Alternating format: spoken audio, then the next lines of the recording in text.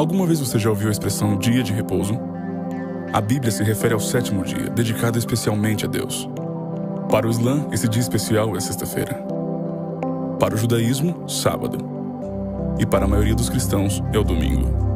Essa associação dele aos numerais, às nomenclaturas, já é um direcionamento do raciocínio. Em que nós cremos? Qual é o verdadeiro dia de repouso? E o que é mais importante? Todavia, quer Deus hoje que compartilhemos um dia na semana de forma especial? Ele já tenta associar como se houvesse um dia verdadeiro de repouso, onde que o que se extrai é o princípio, que é o repouso, e não um dia verdadeiro. Não tem um dia falso e um dia verdadeiro. Tem o repouso. Esse é o princípio, você recuperar as energias. Mas ele já quer direcionar aquele primeiro período da fala dele, sexta, sábado ou domingo. Ou seja, ele está associando a nomenclatura, aonde que a Bíblia não associa a nome. Ela associa ao número, que é o 7, é o número 7. A resposta se encontra no princípio e tem a ver com a tua forma de contar o tempo. A forma tem a ver com o princípio e como você conta o tempo. Observem só. Essa forma de contar sexta, sábado e domingo, isso estava em Gênesis? Isso estava no princípio? Quando ele diz o princípio aí, ele está tentando ligar o Gênesis, que é o início de tudo. Lá está sexta, sábado e domingo? Não está. Um ano é o tempo que a Terra leva para dar a volta ao Sol. Um mês, o tempo que leva a Lua para dar a volta à Terra. Um dia é o tempo que leva a Terra para dar a volta em torno de si mesma. E uma semana? Uma semana é o tempo que levou Deus para criar este planeta. Onde que isso não é verdade. A semana ela está ligada ao ciclo de transição lunar. A prova disso são os judeus caraítas. Os judeus caraítas, eles mantêm a tradição de se contar o sétimo dia e o numeral, e não sexta, sábado e domingo, porque essa é uma ideia romana, é uma ideia gregoriana, e o tempo estabelecido ali em relação às fases de transição da Lua. Então, o sétimo dia ele está ligado a esse ciclo, né, de 7 em 7, está ligado à fase de transição lunar. Quarto crescente, cheia, quarto minguante. Para levar mais ou menos 7 dias para voltar a ser lua nova. Isso. Total 29 dias para repetir a mesma fase. Atenção! Começa agora uma teleaula de Ciências do Ensino Fundamental. Você vai assistir a teleaula de número 15. No período de um mês, a Lua passa pelas 4 fases, completando um ciclo. No mês seguinte, esse ciclo se repete novamente e assim sucessivamente. É o período de lunação. Essa medida de tempo de cerca de um mês, na qual as fases da Lua completam um ciclo, foi usada desde as antigas civilizações na elaboração dos calendários. Para você ter uma ideia, entre 3.000 anos e 2.000 anos antes de Cristo, já existiam calendários que se baseavam nas fases da Lua. Até hoje, alguns indígenas medem o tempo em luas. Bom, a primeira posição que a gente vai estudar vai ser a Lua Nova. Terra. Aqui essa bola aí é a Lua. E você, Alberto, vai ser o Sol. A lanterna aqui, isso. Aí, Maria, me fala, o que você tá enxergando? Não tô vendo nada, quer dizer, eu não tô vendo nenhum pedacinho da Lua iluminado. Como você não tá vendo nenhum pedacinho da Lua iluminado, a Terra, né, a gente aqui na Terra também não vê nenhum pedacinho da Lua iluminado. Por quê? Porque a lanterna aqui, que é o nosso Sol, não ilumina a face da Lua que está voltada para a Terra. Essa é a face escura da Lua. Ah, Então é isso.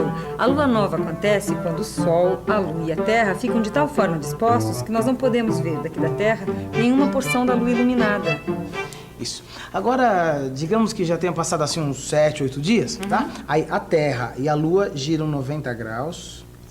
Isso aí. E o Sol. Ilumina lá, Sol. E aí, Maria, o que você tá vendo agora? Bom, agora eu tô vendo uma parte da face da bola iluminada, quer dizer, da Lua. A Terra, agora nessa posição, só vê uma parte da lua iluminada, né? A gente vê metade claro e metade escuro. Essa fase é o quarto crescente. Puxa, eu nunca imaginei que as fases da Lua dependessem da posição dos astros em relação à luz do Sol. Nessa posição, forma-se a meia-lua brilhante no céu. Bom, agora já passaram mais uns 7, 8 dias, a Terra e a Lua giraram mais 90 graus e agora já é mais uma fase da Lua. Nessa posição, a Terra pode ver a face da Lua voltada para ela, completamente iluminada. Temos então a Lua cheia. Passados mais 7, 8 dias, chegamos ao quarto minguante. Terra e Lua giraram novamente mais 90 graus. Essa situação é parecida com o quarto crescente, só que oposta. A Terra só consegue ver iluminada apenas uma porção da face da Lua que está voltada para ela. Repare que a posição iluminada no quarto minguante é oposta à do quarto crescente. Vamos agora ver o ciclo inteiro. Na Lua nova, não vemos iluminada nenhuma porção da face da Lua que está voltada para a Terra. Na semana seguinte, a face da Lua voltada para a Terra vai se mostrando cada vez mais iluminada até chegar ao quarto crescente, quando praticamente metade da face voltada para a Terra aparece iluminada. Os dias vão passando e a porção iluminada da face da Lua voltada para a Terra vai aumentando cada vez mais até aparecer completamente iluminada na Lua cheia. Nos próximos 7, 8 dias, a face da Lua voltada para a Terra, que estava toda iluminada, vai deixando de ser vista.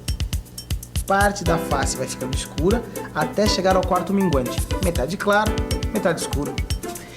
E 29 dias depois, o ciclo se fecha. A Lua completa uma volta em torno da Terra. Novamente, a face da Lua voltada para a Terra não é mais vista iluminada. Voltamos à Lua nova e assim o ciclo se repete. O calendário de Moisés e o calendário, consequentemente, de Jesus era o calendário lunisolar.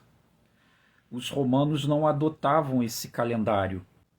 Todo primeiro dia do mês era uma lua nova, e aí se passava, pós lua nova, a se contar a semana, até se completar a outra fase do ciclo lunar. Já os romanos, no tempo de Jesus, eles seguiam outro calendário, inclusive a semana ela tinha 8 dias. Ia da letra A a H. 1, 2, 3, 4, 5, 6, 7, 8. Essa informação aqui eu tirei do blog História de Roma, aonde que o historiador do blog ele detalha que com a influência dos judeus, porque a Palestina ela era uma província romana e passou a ter a presença dentro do Império Romano dos judeus. E aí houve esse conflito, o que obrigou a ser elaborado um outro calendário, que aí foi o calendário juliano, onde que se passou a adotar a semana tendo 7 dias, e cada dia era associado a um astro. Dentro da sociedade romana, mas para os judeus, sempre correu o calendário de Moisés, que era o calendário lunisolar. Isso aqui é para a cultura romana. E o blog História de Roma, ele informa que Constantino I, que bateu o martelo e decretou que o calendário oficial do Império Romano seria o calendário juliano romano, adotando a semana de 7 dias. Então foi Constantino que bateu o martelo e acabou com o calendário da Roma Antiga, que era o calendário de 8 dias, e instituiu o calendário romano. Isso foi por volta do 4º século. E finalmente, no ano 1582, ou seja, século XVI, o Papa Gregório XIII, então nós já estamos falando da Igreja Católica, instituiu oficialmente o calendário que vigora hoje. A tradução hebraica literal de Êxodo 28 a 10 é: para santificar o Shabá, o dia, lembra-te, faça todo o teu trabalho e labor em 6 dias, mas o 7º dia é Shabá. Êxodo 28 a 10. Não diz que o 7º dia é o sábado, mas que o 7º dia é Shabá. Deuteronômio 5,14 também diz que o 7º dia é Shabá. Então, Shabá não é o sábado do calendário usado atualmente. Promulgado pela Igreja Católica em 1582 pelo Papa Gregório XIII. O 7º dia é Shabá e não o sábado do calendário gregoriano. O povo de Israel segue o ciclo semanal do calendário de cada época. Pode ser egípcio, babilônico, juliano ou gregoriano, lunar ou solar. Porque a regra é trabalhar 6 dias e descansar no 7º. Então Shabá pode ser sábado, domingo ou outro dia gregoriano.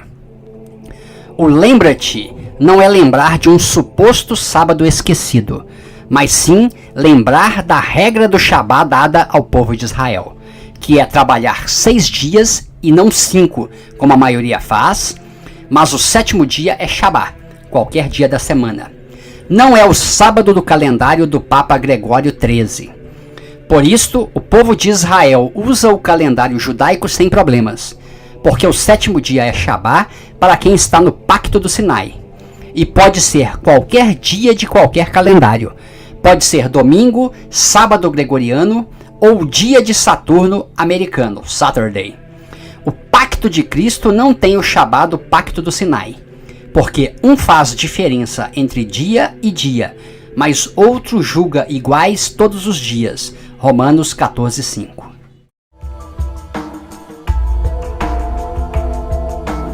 A semana é o único ciclo de tempo que não tem uma explicação astronômica. Ainda assim, as principais civilizações têm contado suas vidas em ciclos de 7 dias. Curioso, não é?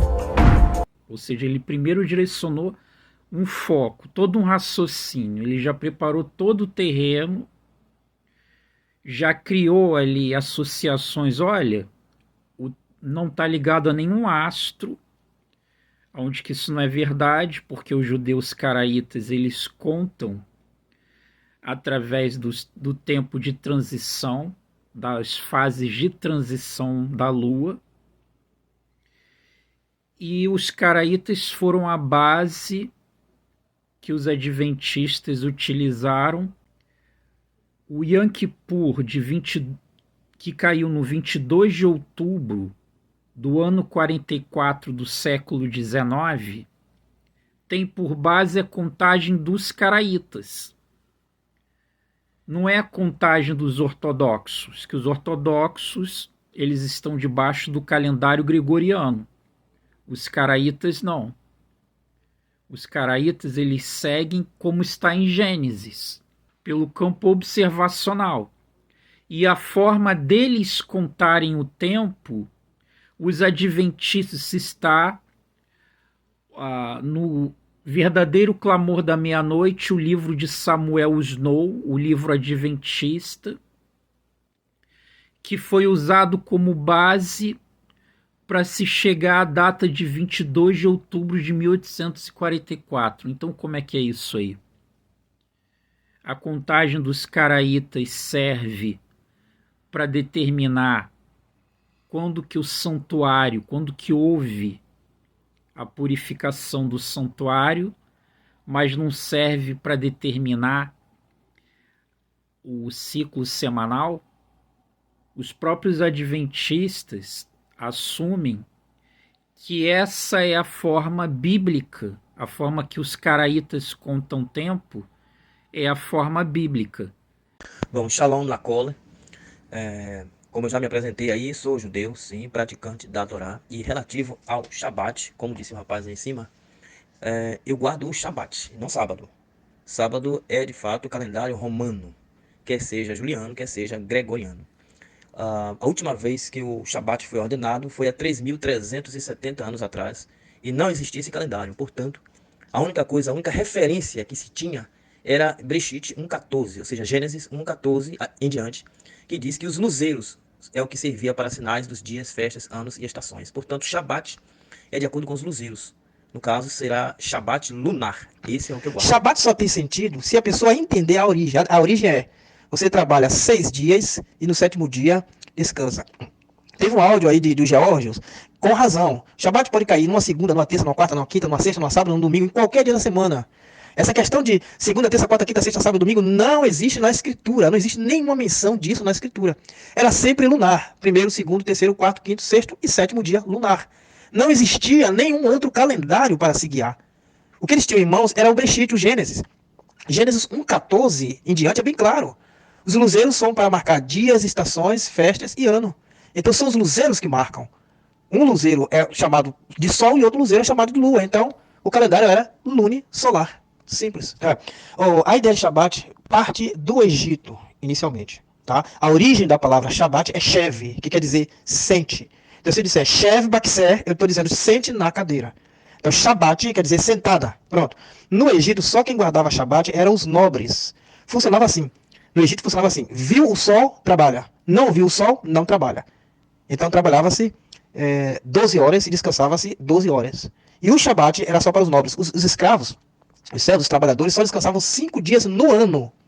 Moshe, vendo isso, colocou que todas as semanas, o 7º dia, os que trabalham devem descansar 24 horas e não 12 horas. Então o Shabat não tem a ver se é cerimonial ou se é moral. A ideia do Shabat, a raiz do Shabat, tem a ver com o empregado, com o funcionário descansar 24 horas depois de ter trabalhado 6 dias seguidos. Então, para se guardar Shabat, para valer o Shabat, para fazer valer o Shabat, a pessoa tem que trabalhar 6 dias, para no 7º dia descansar. Lembrando que tudo é lunar. Bom, o Shabat, ou a Shabat, não é uma lei solta. Ela está vinculada a uma série de outras leis. Exemplo, vamos supor que hoje seja a lua nova. Então, hoje é o 1º dia. Amanhã seria o 2º, depois o 3º, 4º, 5º, 6º, e no 7º dia lunar é o Shabat, ok? Ok. No dia seguinte é o 1º dia de novo, da segunda fase lunar. No outro é o 2º, depois o 3º, 4º, 5º, 6º e 7º dia. Se isso for na primavera, o 2º Shabat é um Pessah, ok? Então, para alguém guardar o Shabat, essa pessoa tem que saber que o 2º Shabat do mês de Aviv, que é o mês da primavera, é um Shabat e um Pessah. E daí em diante ele teria que ficar uma semana sem comer pão ou qualquer tipo de alimento com fermento. Então, para uma pessoa guardar o Shabat, ele tem que saber que o Shabat está vinculado a outras leis. Não é uma lei solta, tipo, vou pegar o Shabat aqui e praticar e o resto não estou nem aí. Não. Para eu dizer, guardo o Shabat, eu tenho que praticar também o Pessah, o Bikurim, que é as primícias, que é no 21º dia, portanto, também um Shabat. E o 28º dia, viriam então 2 dias negros e depois segue-se mais uma lua nova. Então, é um ciclo lunar composto por 4 fases lunares, cada fase com 6 dias e uma transição lunar. Essa transição lunar é que nós chamamos de Shabat. Aí a pessoa tem que saber que a escritura não foi feita em português e não foi terminada no Ocidente. No Ocidente temos essa questão de termos nascidos já adotando o calendário gregoriano, onde você tem segunda, terça, quarta, quinta, sexta, sábado e domingo. Aí pega a escritura, está lá escrito sábado. E a pessoa acha que foi escrito dessa maneira. Não foi. O que está escrito lá é Shabat, quer dizer sentar. E no hebraico de Moshe ainda é mais rígido ainda, é sentar para fazer a leitura santa. Só existe a leitura santa se for feito no hebraico. Então, por exemplo, eu congrego em sinagoga e lá a Shabat só pode ser feita em hebraico. Entende? Porque foi escrito dessa maneira. Então, Shabat nunca quis dizer sábado. Nunca quis dizer. Então, é 1º, 2º, 3º, 4º, 5º, 6º e 7º dia lunar. Não tem como sair disso, não tem como fugir disso. Pelo motivo óbvio. É que não existia outro calendário a não ser o lunisolar. O texto de Ezequiel, capítulo 46, versículo 1, prova que o Shabat bíblico não é o sábado gregoriano ou juliano, porque é dito que se abrirá a porta do átrio. Aí, se abrir a porta do átrio, representa dia de culto, dia litúrgico, que eram os dias que não se trabalhava. E os dias que o átrio estava fechado eram os dias de trabalho. E quais eram os dias que o átrio ele estava aberto? Eram os shabates e a lua nova. A lua nova, aí no caso, pelo campo observacional, era quando a lua não estava visível, também chamado dos dias negros. Então poderia-se ter até 2 dias negros. Isso se daria as diferenças de meses de 29 e de 30 dias. Então um mês tendo um dia negro, era mês de 29 dias. Sendo mês de 30 dias, era mês de 2 dias negros. Então, para ficar mais claro quanto a esse texto de Ezequiel, vamos escutar agora a explicação do Ronaldo Lima, mostrando, inclusive, fotos da lua, que representa a transição, a fase, a mudança de lua. E essa mudança de lua é a Shabat. Primeiro dia do mês é a lua nova. Nesse dia o átrio vai estar aberto e ninguém trabalha. Segundo dia do mês, primeiro dia da semana, o átrio se fechou e estamos ali, 6 dias da semana que são dia de trabalho. Então iniciou a semana de Deus com trabalho. Todo mundo sabe disso, né? Inicia a semana de Deus com trabalho. Nunca com folga, sempre com trabalho. Então, primeiro dia de trabalho, vamos contar, são 6 dias. Terceiro dia do mês, segundo dia do trabalho. Quarto dia do mês, terceiro dia de trabalho. Quinto dia do mês, quarto dia de trabalho. Sexto dia do mês, quinto dia de trabalho dessa primeira semana. Sétimo dia do mês, sexto dia de trabalho. Passou os 6 dias que está escrito em Ezequiel 46? Passou. Então passamos para o próximo. Primeiro Shabat semanal. O átrio se abriu. Estamos aqui, nesse pedaço, mas ela se abrirá. Então o átrio aqui abriu. E é dia de adoração. Então, olha que linda essa lua. Muito bem. Passando essa lua linda, a gente começa uma próxima semana. O primeiro dia da semana, todo mundo sabe, começa com trabalho. Então vamos contar 6 dias de trabalho. Vamos lá? Então, o 9º dia do mês, o primeiro dia da semana. 10º dia do mês, segundo dia da semana de trabalho. 11º dia do mês, terceiro dia da semana do trabalho. 12º dia do mês, quarto dia da semana de trabalho.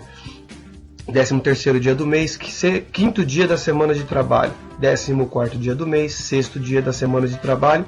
E aí, nós contamos 6 dias novamente de trabalho. Vem o 7º dia, que é o 15º dia do mês. É o 7º dia da semana, da segunda semana de trabalho. E aí o átrio está aberto, certo? E nesse dia, a lua estará cheia. Porque o marco inicial é a lua nova, beleza? Então vamos continuar, vamos rapidão.